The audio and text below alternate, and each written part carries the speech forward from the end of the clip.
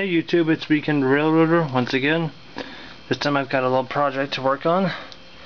This is the Kid Stuff classic train set. No doubt you've seen this same set packaged under a different name. I bought this one at, I think it was Rite Aid or Walgreens, one of the drugstores. It's one of those generic sets you always see. It comes from China. Cross-country train, cross-country coal car, cross-country super tanker, because it's the classic train set by Kid Stuff. Only 20 bucks. One thing about these cheap train sets, some are worse than others, this is one of the worst, is that their track connections are quite flimsy. And they just come apart like that. Definitely not meant for a carpeted area. But when track is very poor at being temporary, it can be quite good as a permanent setup when you glue it down. This is actually O-gauge track, so potentially you could run these, maybe not over switches, but you could run these on Lionel track.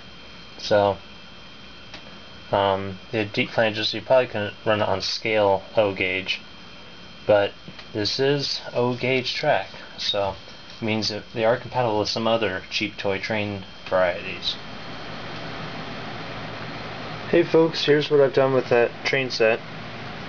I had to leave the trains on the windowsill here for a little while behind my curtains because the plastic was still off-gassing. I guess that's one of the things that every so often you get a Chinese product that still doesn't smell very great. So I think they're pretty much done with that now. It doesn't really smell anymore.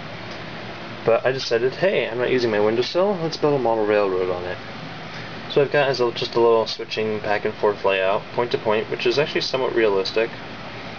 What we've got here is the passing siding with our single blades switches.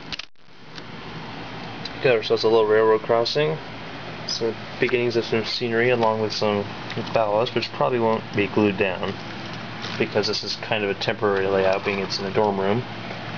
We'll have the interchange down there, or the place where the trains disappear behind the curtains.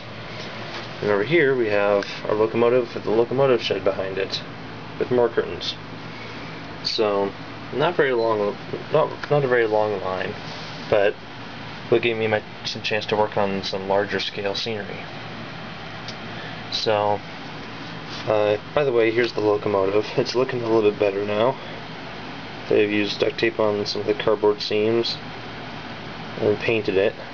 Found a little sprue to add as an exhaust stack. Might have to paint it completely. One thing you may notice about this is that the back wheels are to the true gauge, the actual gauge of the track, while the front ones are a little bit narrower. That's so it can negotiate curves and such, which may not be totally realistic, but it actually helps the train track a lot better. So